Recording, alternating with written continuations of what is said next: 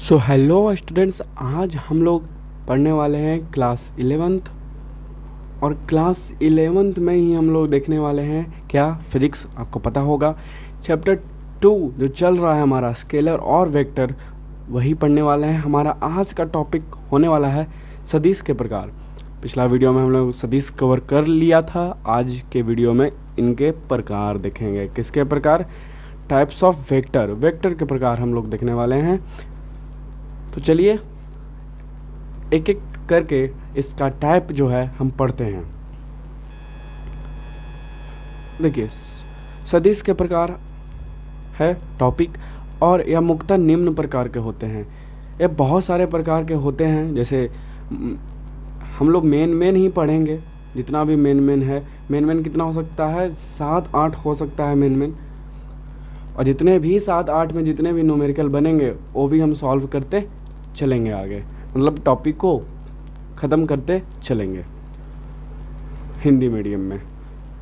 मैं आपको बताऊंगा सीबीएसई मीडियम के लिए क्या करें और कहाँ से पढ़ें, उसके लिए भी। तो चलिए सबसे पहले स्टार्ट करते हैं। पहला जो कि है जीरो और शून्य सदिश, या जीरो कह लीजिए या शून्य सदिश कह लीजिए, जीरो वेक्टर। तो वैसा सदिश जिसका परिणाम शून्य होता है उसे हम क्या कहते हैं? जीरो वेक्टर कहते हैं। देखिए, इसमें सिर्फ परिणाम पर चर्चा किया गया है। दिशा तो आप लोग जानते हैं, सदिश में दिशा होता ही है, लेकिन हम लोग हर टाइप को क्या करेंगे? परिणाम से व्यक्त करेंगे तो आसान हो जाएगा। दिशा से ही व्यक्त करेंगे जहाँ पे ज़रूरत होगा। इसके परिभाषा में दिशा को भी यूज करेंगे हम, लेकिन ज़्यादातर परिणाम को यूज करेंगे, क्योंकि इससे हमको समझने में आसानी हो जाती है। तो बस आसान से समझना है। देखिए, वैसा सदिश जिसका परिणाम शून्य होता है उसे शून्य सदिश कहते हैं। अब जिसका परिणाम यानी मैग्नीट्यूड क्या हो? जीरो हो। मैग्नीट्यूड क्या हो? जीरो हो। अब जीरो मैग्नीट्यूड हो गया तो क्या वो वेक्टर बचेगा? जीरो मैग्नीट्यूड हो गया, किसी वेक्टर का जीरो है, मान लीजिए इसका मैग्नीट्यूड क्या है? जीरो है। परिणाम को हम मोड से दर्शाते हैं। 2 मोड रख देते हैं और बीच में वह राशि को जिसे सूचित करते हैं वो राशि, और ऊपर वेक्टर, क्योंकि वेक्टर को वेक्टर से दर्शाते हैं। अब जीरो है इसका परिणाम, तो ये वेक्टर है ही नहीं। सिंपल, शून्य वेक्टर तो पहले ही हो गया, इसका नाम ही हो गया जीरो वेक्टर, यानी वह जीरो होगा। जीरो वेक्टर जीरो होगा, क्योंकि परिणाम है ही नहीं। अब जब परिणाम ही नहीं है तो दिशा का क्या बात करेंगे? सिंपल, कोई भी वेक्टर ले लीजिए आप। जैसे वेग यानी वेलोसिटी हम लोग ने ले लिया। अब वेलोसिटी का हम लोग अगर परिणाम निकालें तो मान लीजिए जीरो आ गया, तो वह क्या कहला गया? यानी भी का परिणाम जीरो आ गया तो वह शून्य सदिश कहला गया ना। हाँ, शून्य सदिश कहला गया। अब सिर्फ ज़रूरी नहीं है कि वेलोसिटी होगा, कुछ भी हो सकता है यहाँ पर। जैसे एक्सेलरेशन है, त्वरण है, तो त्वरण भी तो हो सकता है जीरो। अब त्वरण का परिणाम निकालें तो वह जीरो आ गया, तो त्वरण को क्या बोलेंगे यहाँ पर? शून्य सदिश, जीरो सदिश बोलेंगे। तो होप यह टाइप यानी जीरो सदिश और शून्य सदिश क्लियर हो गया होगा आपको। तो चलते हैं नेक्स्ट टाइप पे, एकांक सदिश और इकाई सदिश। इसको समझते हैं अच्छा से। अब देखिए, क्योंकि इसमें कुछ खास है। देखिए, एकांक सदिश और इकाई सदिश यानी यूनिट वेक्टर। एक नाम ले लेते हैं, एकांक सदिश, ठीक है, इकाई सदिश भी बोलेंगे। अब ये क्या कहा, इसका परिभाषा समझते हैं फिर समझेंगे अच्छा से। पहले परिभाषा से, तो वैसा सदिश जिसका परिणाम एक होता है उसे एकांक सदिश कहते हैं। सिंपल है ना, एकांक यानी एक होना चाहिए, अंक यानी परिणाम क्या हो? एक हो। एकांक मतलब एक हो, किसका? परिणाम। किसका? इकाई सदिश। यानी वैसा सदिश जिसका परिणाम एक हो उसे एकांक सदिश कहते हैं, इकाई सदिश कहते हैं, यूनिट वेक्टर कहलाता है। सिंपल। अब सिंपल कैसे होगा? देखिए, मान लिए अभी मैंने बताया था वेलोसिटी। अब वेलोसिटी का ही परिणाम एक हो गया, 1 मीटर पर सेकेंड। तो वह क्या बोल सकते हैं? हम इसको बोल सकते हैं क्या? यहाँ पर यूनिट वेक्टर हो गया। अब यहाँ पर ज़रूरी नहीं है कि आपको बताएगा ही, आपको सिर्फ बोल दिया जाएगा कि एकांक इकाई सदिश है। अब आपको समझ जाना है कि उसका परिणाम क्या होगा? एक होगा, तभी उसको एकांक सदिश कहेंगे, बस। अब देखिए,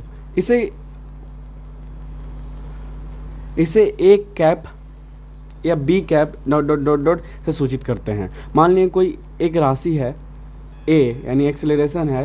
अब इसका परिणाम एक हो गया, मतलब एक ही है, एक मतलब ये नहीं कि 9 है तो ये भी एक अंक हो गया, नहीं, एक अंक नहीं, एक होना चाहिए, मतलब 1, हाँ 1 होना चाहिए। एक होना चाहिए, परिणाम एक होना चाहिए, एक यानी 1। तो एक हो गया। अब हम इसको क्या बोलेंगे, एकांक सदिश, यूनिट वेक्टर। अब बोलेंगे तो इसको हम कैसे, ऐसे दर्शाएंगे? नहीं, ऐसे हम नहीं दर्शाएंगे इसको। देखिए, जैसे हमको पता चल गया ये यूनिट वेक्टर है, तो यूनिट वेक्टर को हम ऐसे दर्शा देंगे, ए है तो ए कैप, कैप समझ रहे हैं, मतलब ए लिखना है और इसको बीच में जो मिलाना नहीं है, बस ए हो गया कैप, इसको कैप बोलेंगे, से दर्शाते हैं। टॉपिक टाइप का है इसलिए कैप बोलेंगे। अब मान लीजिए बी राशि है या वी राशि है, वेलोसिटी हो गया क्या, इसका परिणाम हो गया 1। अब मान लिए क्या परिणाम हो गया एक यहाँ पर। अब इसको हम भी कैप से दर्शा सकते हैं, क्योंकि क्या हो गया, यूनिट वेक्टर हो गया, भी कैप 1, सिंपल। 1 नहीं भी लिखेंगे तो यहाँ पर मतलब ही हो गया वो क्या, 1, परिणाम क्या हो गया, 1 हो गया। अब देखिए यहाँ पे एक सूत्र है, क्या सूत्र है कि ए वेक्टर बराबर एक सूत्र होता है। अब ए वेक्टर ना बोलेंगे क्योंकि यहाँ पे हो गया इकाई सदिश। अब इकाई सदिश हम बोलेंगे उसको। अब इकाई सदिश बराबर क्या होगा, ए वेक्टर यानी सदिश राशि बटा सदिश राशि का परिणाम। मैंने बताया आपको, मोड से क्या दर्शाते हैं, उसका परिणाम दर्शाते हैं। तो इसका परिणाम मतलब ए को ले लीजिए, कैप निकालना है यानी एकांक सदिश निकालना है। तो क्या करेंगे, हम सदिश राशि को पूरा ले लेंगे और उसके नीचे उसका परिणाम ले लेंगे। अब देखिए, अब सदिश राशि तो सिंपल में आ जाएगा, बोलेगा कि भैया वेलोसिटी है, इसका परिणाम 1 हो गया तो 1 ले लिए, 2 हो गया तो 2 हो गए। लेकिन समीकरण में दे दे तो कैसे करेंगे? तो सबसे पहले हम सीखते हैं परिणाम निकालना, क्योंकि परिणाम यहाँ पे सूत्र में है, इसको बनाने के लिए परिणाम निकालना आना चाहिए। और जो ऊपर वाला है, ऊपर वाला कुछ नहीं, जो भी सदिश राशि रहेगा यानी ए वेक्टर रहेगा उसको रख देंगे, जो भी रहे, 2 रहे या फिर 2 + 3 रहे या 2x + 3 रहे, कुछ भी होगा हम रख देंगे, सिंपल। नीचे वाला का परिणाम हमको निकालना आना चाहिए, यानी मैग्नीट्यूड निकालना अब हम लोग सीखेंगे। चलिए सीखते हैं।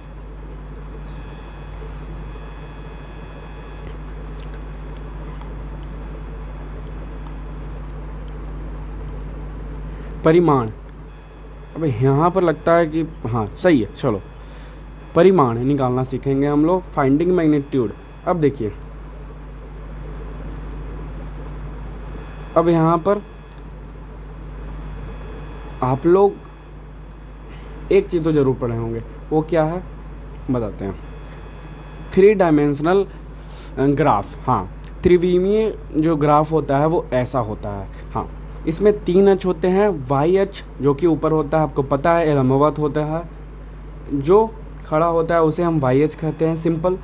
और एक्स अक्ष जो पड़ा हुआ होता है उसे एक्स अक्ष कहते हैं। अब ये दोनों अब 2D डायमेंशन हो गया, एक्स और वाई, एक्स वाई क्या हो गया, 2D हो गया। अब हम यदि जेड ला देंगे, ये भी क्या करेंगे, तिरछा कर देंगे, एक्स और वाई के दम तिरछा जाएगा। ऐसे देखा जाए तो ये तीनों लंबवत होता है, 90 डिग्री पर ही होता है, पर हम ऐसा लेते हैं ताकि हमें लगे कि तीनों अलग अलग है, पर तीनों 90 डिग्री पर ही होता है, सिंपल मान लीजिए आप। हाँ, तो यहाँ पे वाई अक्ष है, यहाँ पे एक्स अक्ष है, यहाँ पे जेड अक्ष है, और यहाँ पे आप मूल बिंदु जानते ही हैं 0,0, इधर एक्स अक्ष का मान, इधर वाई अक्ष का मान, इधर जेड अक्ष का मान।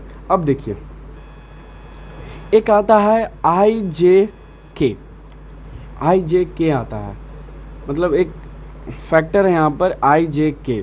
अब इसका मतलब क्या होगा, आई जे के हम सदिश मान लेंगे।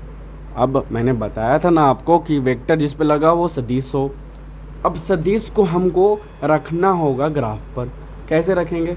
तो आई जे के से स्टार्ट करेंगे, आई जे के से स्टार्ट करेंगे। आपको पता है जब भी हम मान लेते हैं, जैसे फर्स्ट कोऑर्डिनेट का यदि हम मान लें प्लस प्लस, तो होता कैसे है, पहले हम x का मान ले लेते हैं प्लस, फिर y का मान लेते हैं प्लस। तो हम x को ही पहले लेंगे, तो i आ गया पहले, तो हम i रखेंगे कहाँ पर, x पर, i वेक्टर। ठीक है, रखा गया, यानी ये जो एक साइन हो गया वो किसका हो गया, i वेक्टर का। अब j वेक्टर आ गया, तो j वेक्टर को हम रखेंगे बाद में, यानी y पर रख देंगे। अब एकदम यहाँ पर ही रखाएगा, यानी उसी अक्ष पर रखाएगा वो वेक्टर। ठीक है, किस अक्ष पर, x और y अक्ष पे क्रमशः। तो k वेक्टर आ गया। अब k वेक्टर यानी z अक्ष पर रखाएगा, तो k vector, simple, k vector इधर जाएगा। हाँ, अब k वेक्टर तो आपको मैंने बताया 90 डिग्री पर होता है, तो परस्पर लंबवत हो गया कौन, आई जे के, एक्स वाई जेड अक्ष पर। सिंपल, एक्स वाई जेड अक्ष पर हो गया, एक्स पर हो गया आई, वाई पे हो गया जे और जेड पे हो गया क्या, के वेक्टर। तीनों वेक्टर ही हैं, तीनों वेक्टर है, तो यहाँ पर तीनों वेक्टर ही हैं। चलिए देखिए, ये तीनों वेक्टर है। अब एक सदिश का मानक रूप हम ले लिए कि भैया चलो एक स्टैंडर्ड फॉर्म ले लेते हैं ताकि बच्चों को समझाया जा सके। अब यहाँ पे हम लोग ले लिया इसको, ये देखिए इसको मैं हाईलाइट कर रहा हूँ यहाँ पर। अब सदिश ले लिया एन वेक्टर, एन वेक्टर सदिश ले लिया, कोई भी सदिश है। अब सदिश ऐसे बना, मान लिए हर फॉर्म में ऐसे ही बनेगा, अधिकतर एग्जाम में ऐसे ही देता है, तो हम ऐसे ही पढ़ेंगे, बिहार बोर्ड या हिंदी मीडियम के लिए ऐसे ही पढ़ेंगे। अब i vector plus b j vector plus k vector एक सदिश का रूप दे दिया है मानक। अब देखिए ये आपको समझ में आ रहा है, आई जे के मिलने से एक सदिश का निर्माण हुआ। अब आई जे सिर्फ थोड़ी ना रहेगा, उसके साथ में कुछ तो होगा, या वन ही हो के साथ में, या जे के साथ में, या आई के साथ में। इसलिए वहाँ पे हमको ए बी सी रख दिया गया ताकि आप समझ सके। ए बी सी मतलब ए बी सी एक क्या हो गया, गुणांक हो गया, किसका, के वेक्टर का, क्रमशः जे वेक्टर का और आई वेक्टर का। मीन्स ए गुणांक है किसका, आई वेक्टर का, जे वेक्टर का गुणांक हो गया बी, के वेक्टर का गुणांक हो गया सी, और इस सब के मिलने से क्या बन गया, एक सदिश बन गया जिसके हम एन वेक्टर से दर्शा दिए हैं। अब हम परिणाम निकालेंगे इसका, सिंपल, हाँ सिंपल। तो चलिए इसको और सिंपल बनाया जाए। अब परिणाम निकालेंगे, जिसके लिए हम यहाँ तक आए हैं वो निकालते हैं। सबसे पहले परिणाम, परिमाण, परिणाम नहीं परिमाण, यहाँ पे बहुत कन्फ्यूजन होता है। देखिए परिणाम यानी रिजल्ट, इसको बोलते हैं रिजल्ट, और ये है परिमाण, यानी इसको बोलते हैं मैग्नीट्यूड। तो क्लियर, परिमाण, मान। तो अब कैसे निकालेंगे, मान लीजिए कोई है वेक्टर, अब इसका क्या निकालना हो, मैग्नीट्यूड निकालना हो, तो मैग्नीट्यूड निकालने के लिए बताया गया है, मोड हम रख देंगे उस वेक्टर के बीचों बीच वेक्टर रखेंगे, उसके अगल बगल हम मोड रख देंगे 2। अब हम एक रूट ले लेंगे, और जो भी क्या है, जो भी गुणांक है, मीन्स यहाँ पर गुणांक है a, यहाँ पर है b और यहाँ पर है c, उसको हम रूट के अंदर स्क्वायर करके ले लेंगे। सिंपल, ताकि जब तीनों का स्क्वायर आ जाए तो एक वर्गमूल निकल जाए, तो सिंपल से हमके मिल जाए, या रूट में ही मिल जाए, क्या फ़र्क पड़ता है, हमें सिर्फ परिमाण निकालना है, कुछ भी आ जाए। हाँ, तो ले लिए, सबसे पहले a का स्क्वायर लिए प्लस b का स्क्वायर लिए प्लस c का स्क्वायर लिए। अब a बन गया एक सूत्र जिससे परिमाण निकल जाएगा। तो चलिए निकालते हैं, क्या, परिमाण, मैग्नीट्यूड निकालते हैं। अब देखिए यहाँ पर न्यूमेरिकल्स स्टार्ट हो गया है। पहला क्या है, यदि a वेक्टर इतना हो मतलब 2i plus 3j plus 4k हो, तो इस सदिश का परिमाण क्या है, सिंपल सा लैंग्वेज में बोल दिया, बहुत अच्छा। तो सिंपल सा लैंग्वेज है, हम भी उत्तर देंगे। हमें भैया न्यूमेरिकल बनाने के लिए सबसे पहले दिया क्या होता है उसको लिखना होता है। तो सबसे पहले लिखेंगे हम गिवन क्या है भैया, ए वेक्टर गिवन है। तो ए वेक्टर गिवन है यानी 2i vector plus 3j vector. Vector ना भी बोलें तो चलेगा, समझ रहे हैं ना हम लोग। हाँ मतलब 4k।